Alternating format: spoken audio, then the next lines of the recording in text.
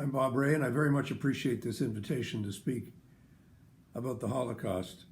It was 30 years ago that my wife and Arlene and I went on an unforgettable trip to visit in the village of Zidikai in Lithuania, where Arlene's mother had been born and where her grandparents lived, and where Jews had lived for many, many centuries. And we just happened in the course of this visit to sit down with an older woman who had been the postmistress in this village at the time that the German army came through in the summer of 1941. And the first question she asked was, well, who's your family? And Arlene said, well, it's the Lantons and the Florences. And her eyes lit up. She said, yes, I remember them. And she said the Lantons had a store and the Florences had a store.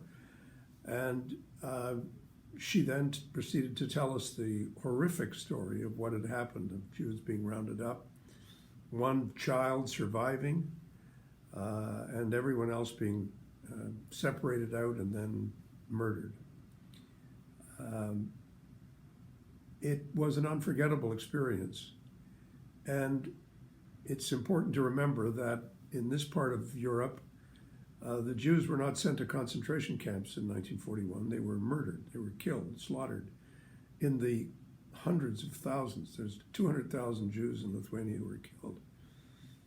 And this experience had a huge impact on both of us because it reinforced the fact that while Arlene's family had come away in the 1920s, my grandfather had come from a village about 30 miles away from where Arlene's family was from, and they left in the 1890s. But the impact of this was simply horrific, and we would have lost hundreds of family members, and 6 million people died.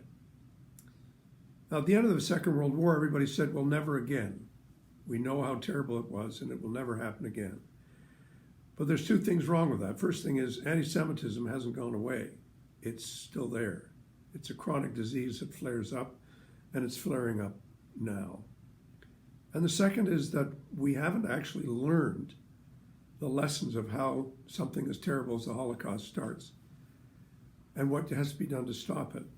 There are many other nationalities, many other ethnic groups, many other religions and faiths that have been dramatically impacted in genocidal ways since 1945 by the impact of hatred, by the power of spreading rumor and gossip and falsehoods, and by the sheer determination to identify the other as the enemy.